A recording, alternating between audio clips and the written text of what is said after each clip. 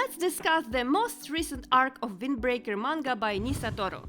The Great Fires of Extinctions manga arc wrapped up just this Tuesday, and I'd like to share my thoughts on it while I work on my next YouTube video. Hi, I'm Tori. I create YouTube videos about traveling in Japan, anime culture, and personal stories. I upload new videos every 2 weeks on Mondays. Additionally, I do Speedpaint commentary every Saturday like this one. Now let's dive into thoughts on Windbreaker's latest manga arc. Please note that this will contain spoilers, and if you prefer to watch a spoiler-free video about Windbreaker, you can check that out instead. Let's get started! Since Tuesday, as the arc has wrapped up, I decided to reread it in whole, because I was reading it ongoing since summer, and I think it's the middle of fall, so it has been for a couple of months. And the second part of this arc became so important to me. So I forgot almost everything that happened at the beginning, and I had to revisit it, and I was very, very happy for what I discovered. Let's start from the fact that I'm a fujoshi and I'm drawing spicy Windbreaker fan arts. I can show you a bunch of those, right? And every page of this manga is a blessing to me because it's full of pretty bishonens. It's not main characters and story related, but did you notice that Nisatoro sensei draws every background character with a drip and very unique hairstyle? I didn't notice it before, maybe because I was so focused on characters I liked, so of course I don't care about absolutely mob NPC characters, but each of them has an actual hot drip and hairstyle. But this is off topic. Let's go to the main thing that I have to say about the Great Fire of Extinction arc is character development. Every character got some kind of change in them, and we can start with Nirei.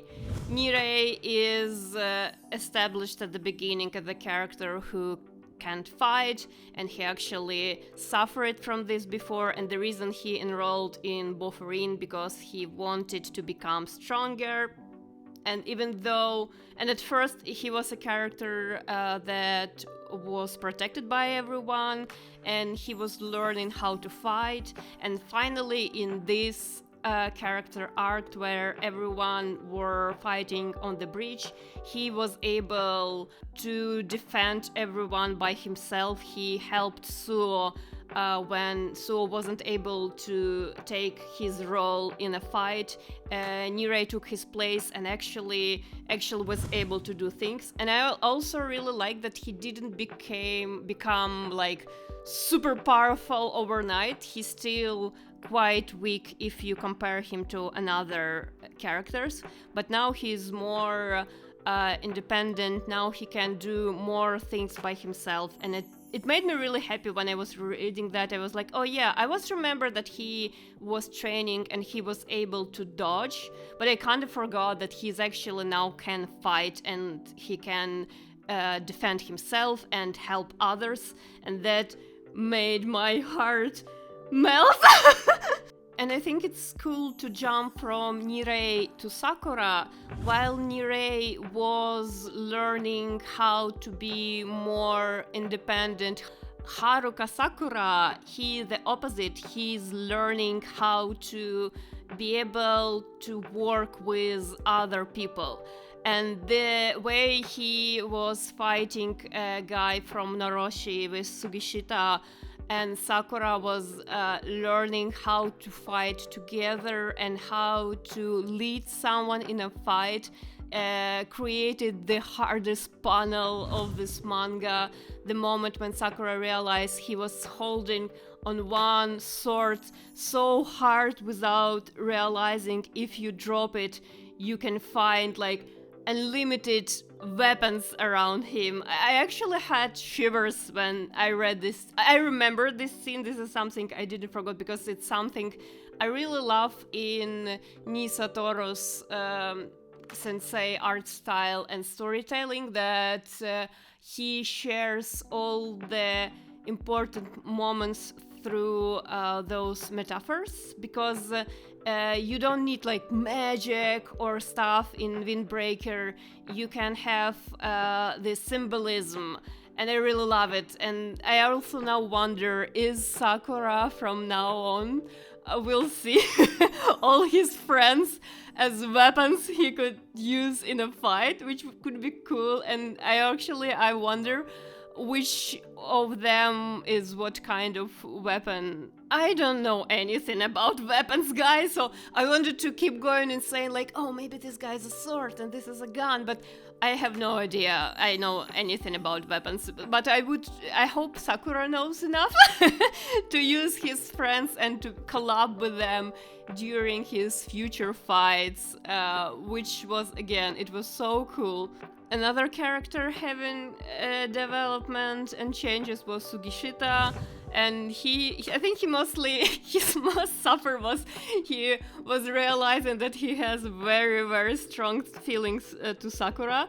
And there's also like his character profiles, he loves Umemiya and hates Sakura. And you know, if we always say like, you know, hate is just another part of the coin for love. So basically he loves Sakura, and realizing that makes him feel so much pain and suffer.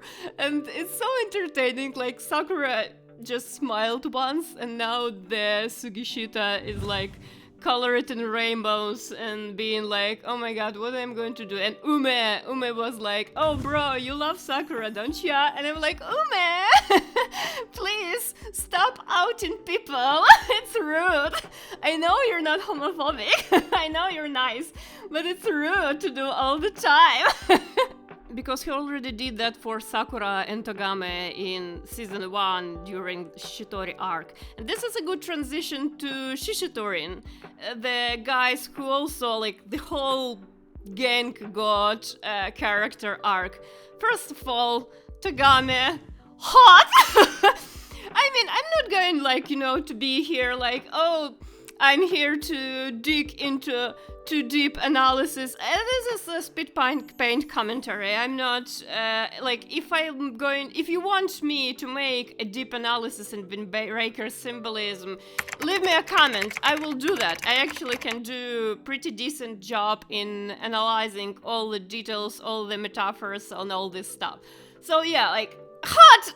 Togame Jo is just hot. He has undercut now, and everyone wants to touch it, including me. It's supposed to be this way. You look at it and like, oh my god, and then the character development. Yes, we're talking. He's not just he used to be hot, and now he's even more hot. And now he's flirting with Sakura on the roof.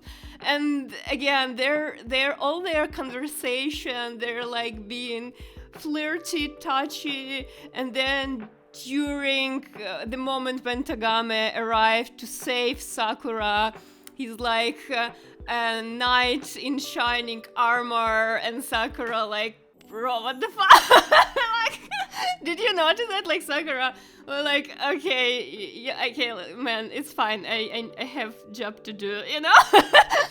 And the moment when Togame was fighting the guy whose name I will not remember because I don't care, and Togame also didn't care. When Togame was fighting him, and when he was choking him with his thighs, man, I wish it was me. And also Togame was like dreamily talking about Sakura, like, oh my god, Sakura is my friend, he's so nice, like, oh, you're dead or whatever. So I mean, this is character development, you know. The bro was like depressed, and now he's so dreamy and in love and stuff like that. And Choji, I love Choji. He's like he has kanji of rabbit in his name. So he's like very jumpy, cute little beast creature, And I'm happy that Sakura called Shishitoren for help, so Choji could have the best night of his life, because he was able just to kick bunch of asses and be right, like everyone just was arriving to him, and he's like, oh, are my fists heavy enough this time? Alright, I can punch this guy, and he enjoys fighting, so, and he doesn't have to fight nice guys anymore, and he can just punch a bunch of scumbags, so I was very happy for him to have his I don't know, like redemption or whatever. I just liked watching him jumping around, and he has a very sick sneakers, and I jealous. I want his sneakers. And all other Shishitoren characters had their spotlight. Sako finally reunited with Hiragi, and I will talk about Hiragi a little bit later. Now I just need to make an honorable mention for Kanuma Minoru meeting Suo again and getting re-traumatized, but overcoming his trauma and being able to say something mean to him. So Suo made a great influence on this poor guy, but he's there and he's fighting and he's still in Shishitoren. Good for him. So back to Sako and Hiragi. Hiragi's harem keep growing. He had Kaji in it. He had Sako in it. Well, technically Umi-chan is also there. And now he had in it a crazy masochistic guy who's just obsessed with him. And I mean, I can relate. I mean, have you seen his thick thighs? Oh my god, this was good. Okay, whatever. So, and the way when they were falling from the bridge into the water, it was like, I was like, oh my god, my body wasn't ready for that. And Hiragi with wet hair is so cool. Oh my god, it was Hiragi in general. I think Hiragi is already established character. You just love him for who he is. And the moment when he said to the masochistic guy, so bro, if you want to experience pain, just come to me. And I'm like, oh, what's going on? This is, oh my god. Okay, you know, like Hiragi, he makes you to feel those things, right? It was unexpected. I actually think Hiragi was the first character when I watched an anime who made me like literally scream. His Sako and his story made me literally scream.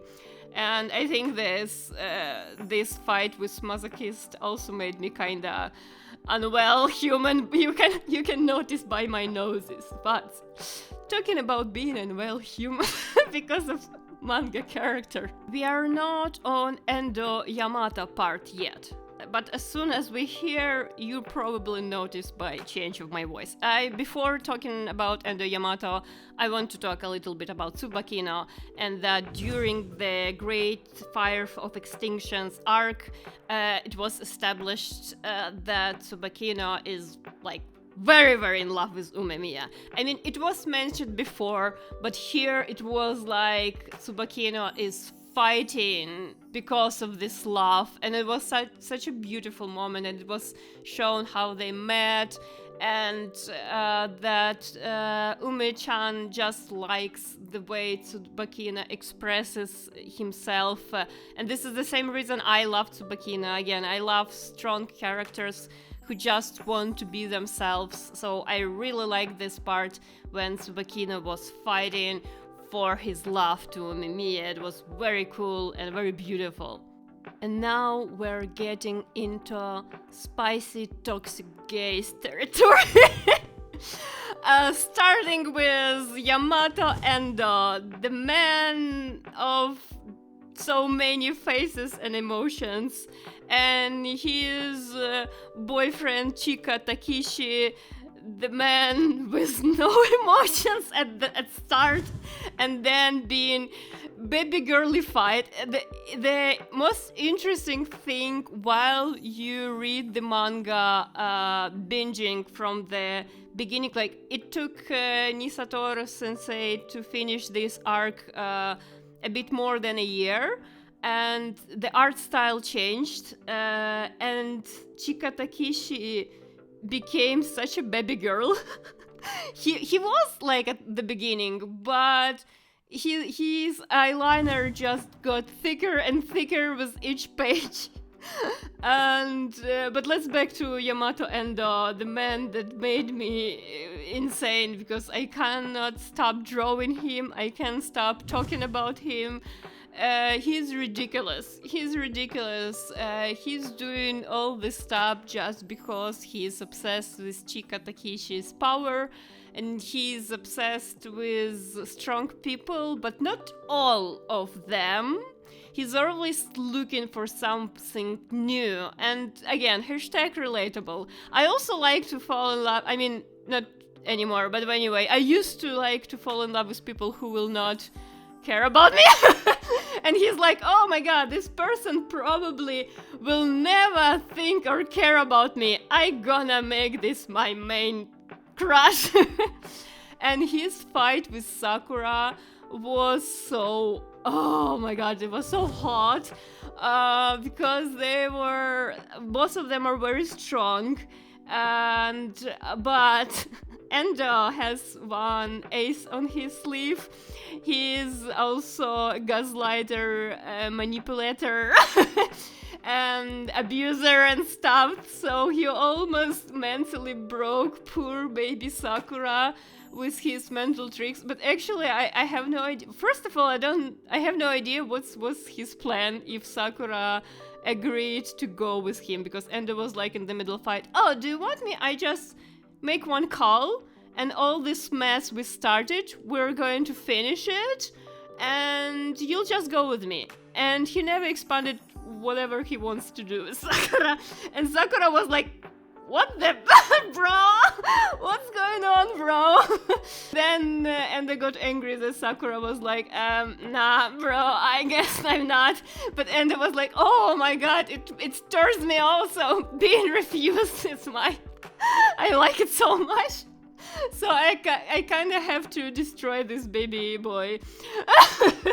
Luckily, Sakura has already a healthy polycle of boyfriends who came to rescue, and they helped him to, like, Sakura, you don't have to go with a toxic gay, you have already enough boyfriends. But Sakura, at the end of the day, made Endo his boyfriend as well, because Endo was like, oh, by the way, dude, you know, like, I kinda fell for you. And Sakura like, what's going on? And then they went to a rooftop, and Chika Takiishi, being a cutest princess, psycho, murder, and poor Umi-chan, he just want, you know, to do gardening and stuff. And but he has to attract all those, like in the first season he had to attract Choji, and now Chika Takiishi wants him to fight him all the time. Umi-chan is also a part of Sakura's healthy boyfriend's polycle, so they could make a gay eye contact, which gave Umi-chan enough strength to win this fight and save the day. So this is basically what's happened in this manga, and isn't it beautiful? Isn't it beautiful to live in this time and to read this manga with all this beautiful symbolism and all those gay boys? I love that Windbreaker put in the center human emotions and human relationships.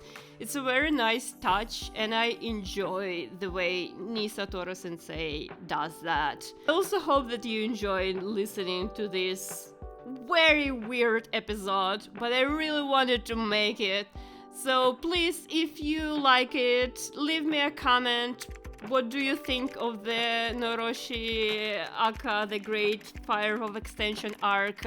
Subscribe to the channel, leave a like, and I'll see you in the next one!